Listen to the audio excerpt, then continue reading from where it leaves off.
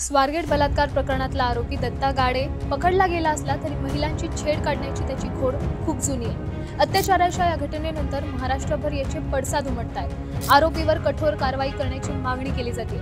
या प्रकरणी पोलिसांनी आरोपीची पार्श्वभूमी तपासली आणि त्यात अनेक धक्कादायक बाबी समोर आल्या।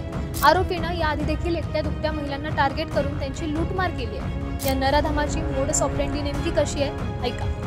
त्याची एक विकृत सवय समोर आली आणि ती म्हणजे एसटी बस स्टँड धुंडाळून सावज हेरायचं। स्वारगेट बस स्थानकावरही गुन्ह्याच्या दिवशी तो तब्बल 2 तास घुटमळत होता आणि त्यातूनच त्याने या महिलेला फसवून बसमध्ये चढवलं आणि अतिप्रसंग केल्याचं समोर आलं। एकट्या दुकट्या वृद्ध महिलांना टार्गेट करायचा, त्यांच्या गळ्यात सोनं दिसलं तर तो घरून डब्बा घ्यायचा आहे असं सांगून निर्मनुष्य ठिकाणी गाडी घेऊन जायचा।